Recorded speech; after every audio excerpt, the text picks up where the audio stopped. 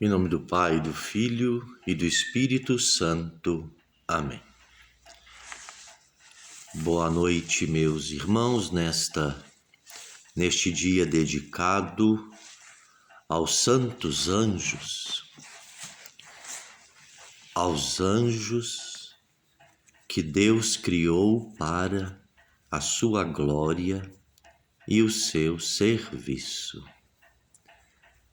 O Catecismo nos ensina assim: quem são os anjos? Os anjos são seres que Deus criou para a sua glória e o seu serviço.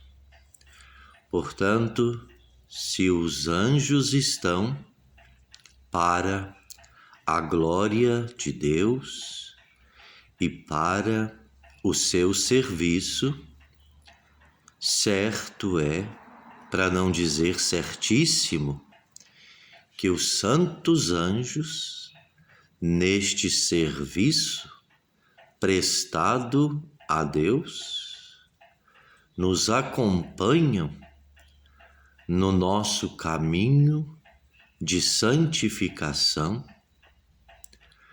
porque a maior glória e serviço que alguém pode prestar a Deus é justamente o zelo e a salvação das almas. Por isso, iniciemos esse nosso pequeno vídeo pedindo a proteção dos santos anjos, principalmente do santo anjo da nossa guarda. Santo anjo do Senhor, meu zeloso guardador, se a ti me confiou a piedade divina, sempre me rege, me guarde, me governe, me ilumine. Amém. Nossos bons anjos da guarda, guardai-nos. Nossos bons anjos da guarda, guardai-nos. Nossos bons anjos da guarda, guardai-nos. Rainha dos anjos, rogai por nós. Muito bem, meus irmãos, neste dia também tão decisivo, não?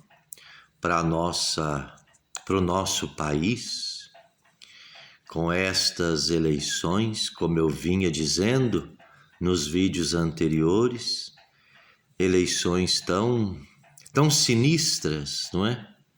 Para não dizer outro termo, eleições tão sinistras. Mas isso eu vou deixar para comentar um pouquinho mais no final do vídeo, porque a minha intenção neste dia é uma pequena catequese acerca dos santos anjos, porque nós vemos por aí pessoas totalmente desprovidas de um conhecimento teológico e movidas absolutamente pela ganância, pelo interesse,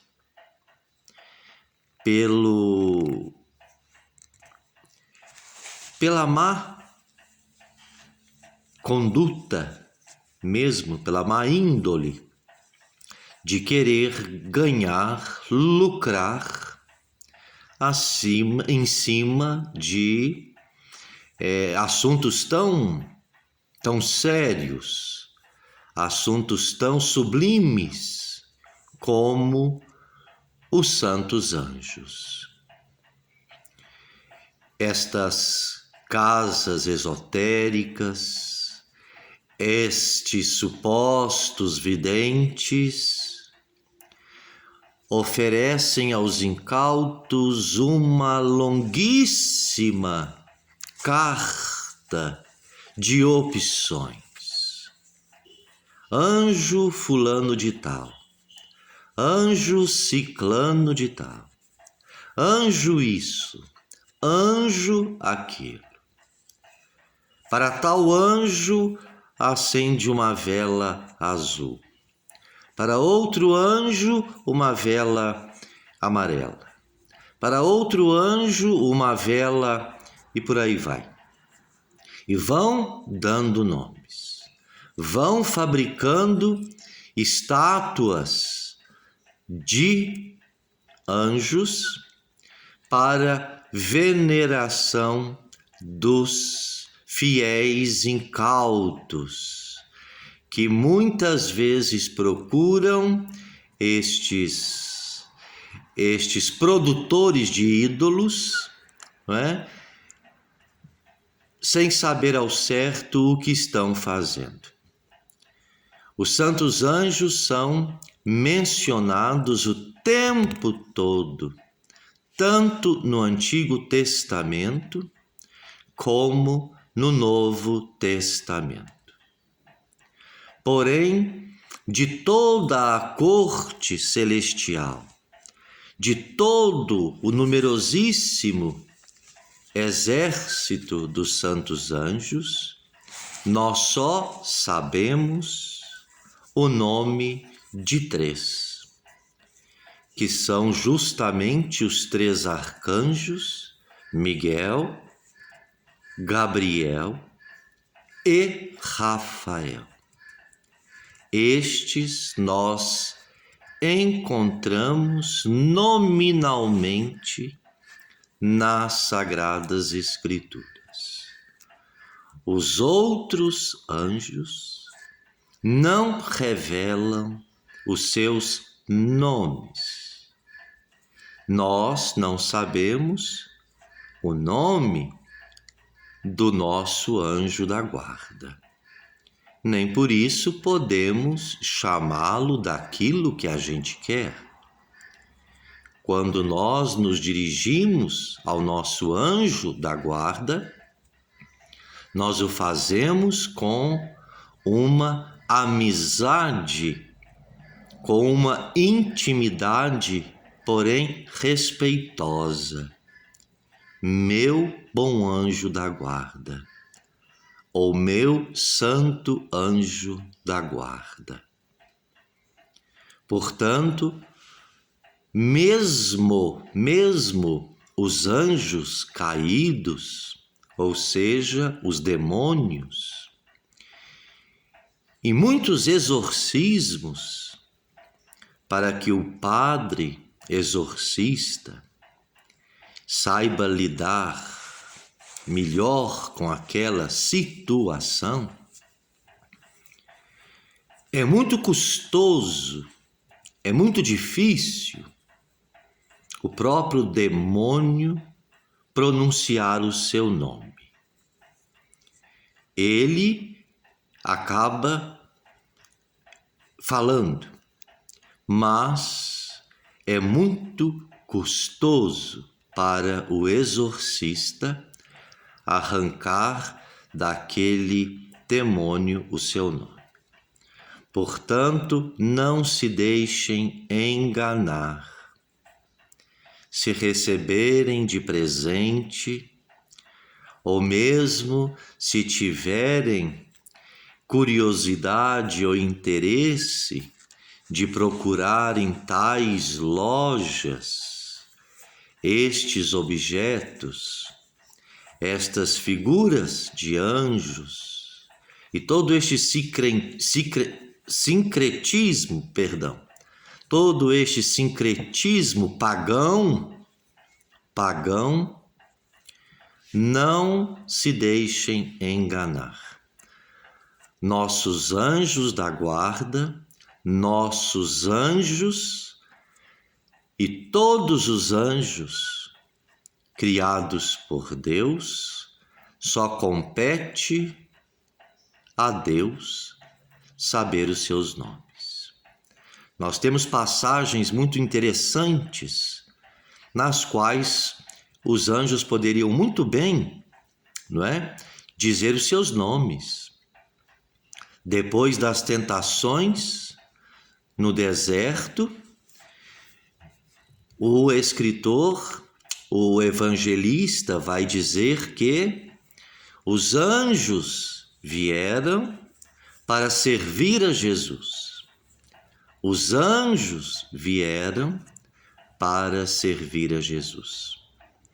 Não se fala o nome destes anjos.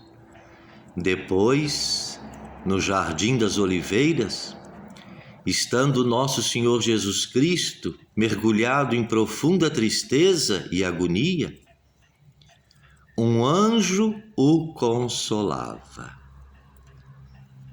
Não sabemos o nome deste anjo. A piedade popular o denomina anjo da agonia ou anjo consolador. No entanto, tais nomes não aparecem na Sagrada Escritura, nos Evangelhos. Portanto, nós não sabemos o nome dos santos anjos. Nem por isto duvidamos da sua atuação, quer no plano celestial, como no plano terrenal. Muitas aparições de Nossa Senhora, como Senhora de Lourdes, Nossa Senhora de Fátima, Nossa Senhora do Carmo em Garabandal, estas aparições foram precedidas pela aparição de um anjo.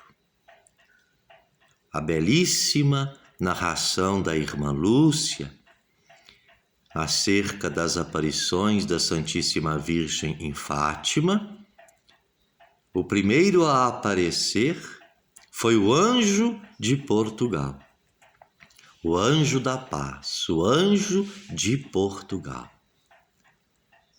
Este anjo também não revelou aos 3 pastorinhos o seu nome.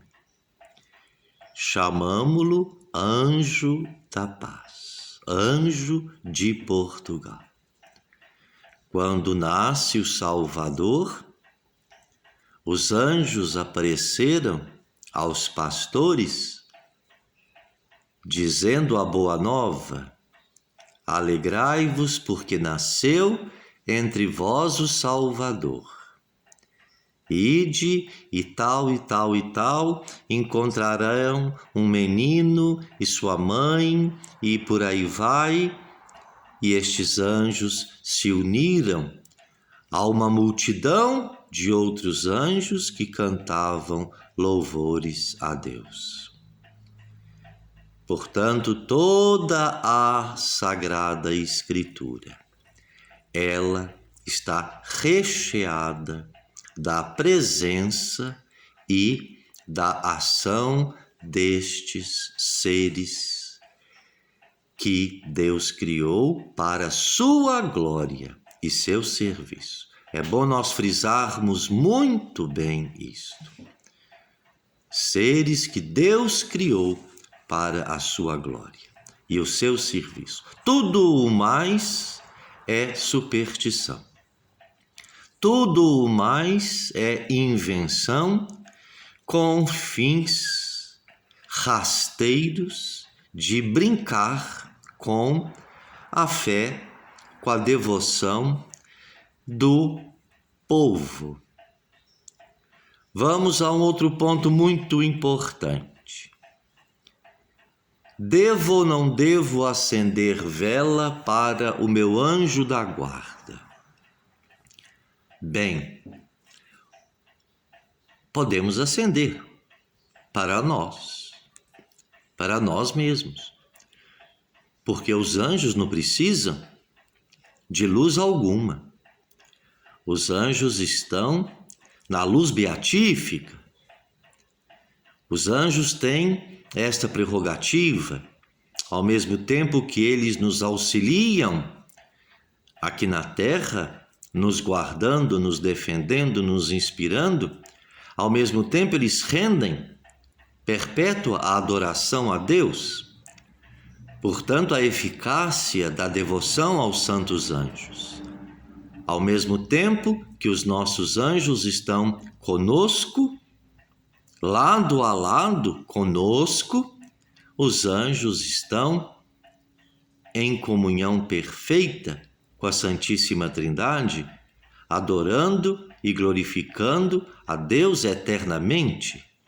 Santo, santo, santo é o Senhor Deus dos exércitos. É o cântico dos anjos, que incessantemente proclamam hosanas ao Deus uno e trino. Portanto, quem precisa de luz somos nós. Somos nós. A vela, ela simboliza, ela nos traz, pela sua luz, pela claridade que ela emite, ela é símbolo de Cristo ressuscitado. Por isso nós temos a belíssima cerimônia da Vigília Pascal, onde se acende com fogo novo o círio pascal. Portanto, a vela simboliza a nossa fé viva, a nossa fé acesa, a nossa fé em Cristo, que deve transmiti-lo aos nossos irmãos. Portanto, quando nós fazemos uma novena, quando nós fazemos orações, ou mesmo na liturgia da Santa Igreja, nós usamos muitas velas. Isto quer dizer o quê? Quer dizer que a nossa fé está sempre acesa. A nossa fé deve estar sempre iluminando, porque o próprio Nosso Senhor vai dizer o seguinte: ninguém acende um candeeiro para colocar embaixo de um móvel. Assim, um candeeiro não vai iluminar o ambiente. Quando se acende um candeeiro, o dono da casa o coloca acima, num lugar mais alto, para que ilumine todo o ambiente.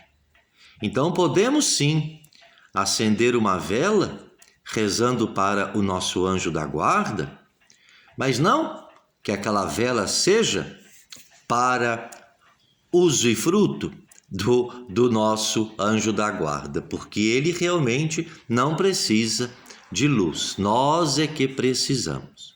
Então, o ato de acender a vela, muito piedoso por sinal, tomando as devidas precauções, esse ato quer dizer o quê? Que a nossa fé em Cristo está acesa. E por esta luz que nos ilumina, que é a fé, nós cremos nos santos anjos, nós veneramos os santos anjos, nós veneramos Nossa Senhora, esse ou aquele santo. Eu vou acender uma vela para o anjo da guarda. Tem que acender a vela acima da minha cabeça. Mentira. Mentira. Você tem que acender a vela num castiçal, num lugar seguro, longe de criança, de preferência. Acender vela para o anjo da guarda acima da sua cabeça, isto é superstição. Superstição. Portanto, eu sempre insisto, meus irmãos, e vocês vão ver sempre aqui no meu canal notas de catequese. Eu insisto muito nisto porque durante muito tempo eu fui catequista. Com a graça de Deus, catequizei muitas crianças e, graças a Deus, todas elas saíram daqui bem formadas, porque o que nos falta é catequese. Por isso que facilmente os protestantes vencem, entre aspas, os católicos sobre assuntos de fé. Porque eles lançam uma questão, lançam algumas frases soltas que eles desprendem da Sagrada Escritura, joga isto para o católico e o católico então fica perdido, porque ele não sabe responder à altura, porque não tem uma formação catequética. Eu não estou dizendo que todos têm que ter uma formação teológica, não. O que eu estou dizendo é que nós devemos sim nos preocupar com a nossa catequese. A catequese, o catecismo, não pode terminar somente naquele período de preparação para a primeira comunhão. Porque se os pais preocupam muito de colocar as crianças no catecismo para fazer a primeira comunhão. Depois que as crianças fazem a primeira comunhão, cada um segue a religião que quer, cada um vai para um canto e depois se esquece tudo, porque ficou só decorando para passar na prova e para fazer a confissão e a primeira comunhão e depois nunca mais, perdão, procuram saber das verdades, da riqueza da nossa fé. Da riqueza da nossa fé. Tão transparente, tão rica dentro da nossa religião, dentro do que Nosso Senhor nos trouxe, dentro da tradição da Santa Igreja. Tudo na Santa Igreja tem um significado. Tudo na Santa Igreja tem um sentido. Nada é inventado. Nada é criação deste ou daquele Papa. Liturgicamente, não. Tudo tem uma explicação. Até os números de degraus do altar. Até o número de velas no altar. Tudo isso tem um significado, uma simbologia muito rica. Portanto, não percamos ocasião de escutarmos e procurarmos uma boa catequese. Se muitos acham o livro grande do Catecismo da Igreja muito difícil de compreender, procurem então o excelente Catecismo de São Pio X, um catecismo tão rico, no qual eu estudei, um catecismo riquíssimo e tão abreviado. Hoje as livrarias têm este catecismo. O Didaquê também, o primeiro catecismo, que remonta o tempo dos apóstolos, embora seja de fácil compreensão, é mais difícil. Mas o de São Pio X é um excelente catecismo para a formação tanto de crianças como de adultos.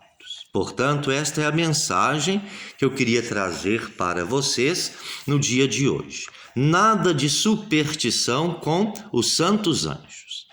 Na vida de São Pio de Pietrautina, na vida de Santa Francisca Romana e São João Maria Vianney, outros tantos santos, que tinham a faculdade de conversarem familiarmente e visivelmente com os seus anjos da guarda. Padre Pio, quando ele esteve sob silêncio de Roma, ele escrevia quando podia e quando não podia dizia para os seus amigos, para aquelas pessoas que precisavam dele: mandem os seus anjos da guarda me dizerem o que vocês precisam. Vejam bem, isto é impressionante. Mandem os seus anjos da guarda e eu os ouvirei. O pobre do santo não dormia, tinha noite que ele não pregava o olho, de tanto anjo que vinha trazer para ele as questões dos seus filhos espirituais. A vida de São Pio de Pietrelcina é extraordinária. Os anjos realmente iam até ele, levando os problemas dos seus filhos espirituais. E São Pio, então, respondia a todos com exatidão.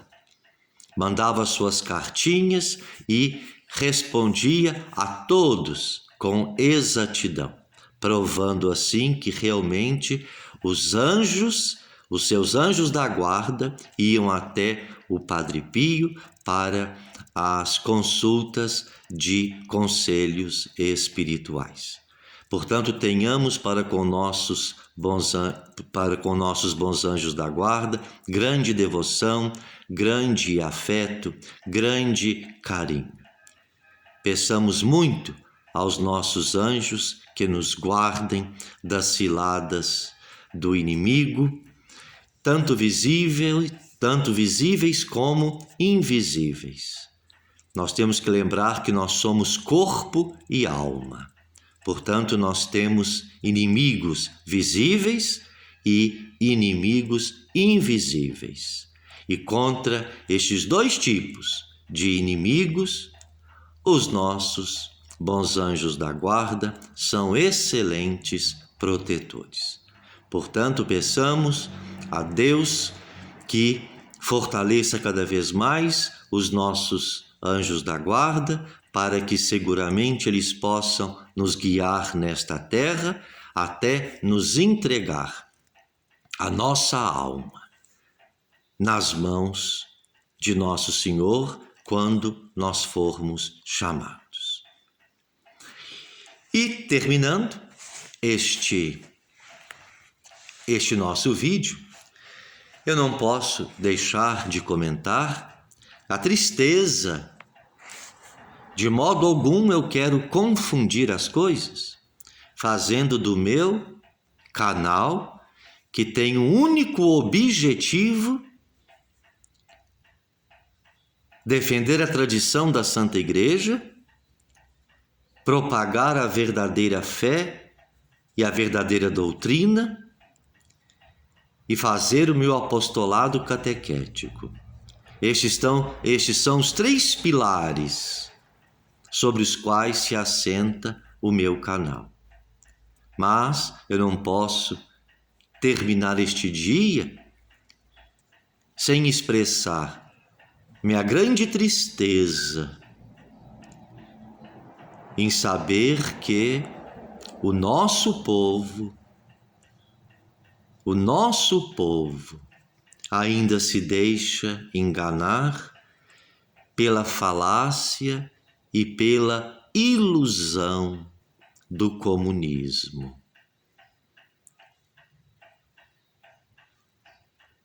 A história confirma, a história nos mostra quão cruel é este regime que pouco a pouco estão querendo novamente oficializar no Brasil.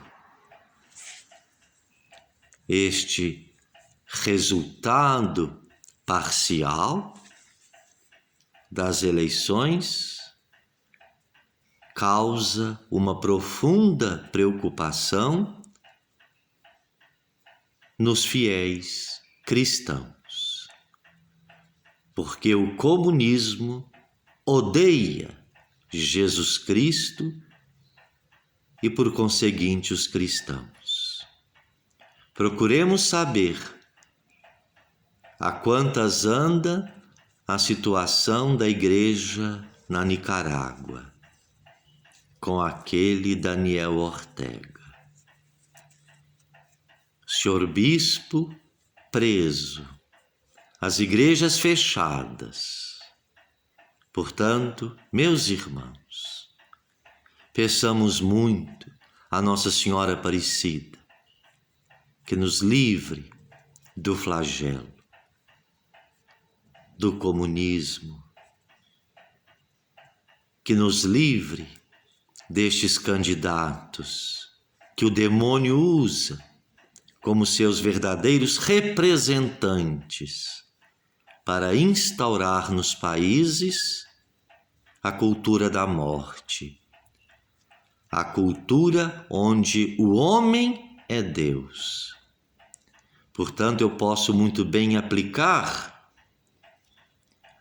as sábias palavras de São Roberto Bellarmino em um de seus sermões.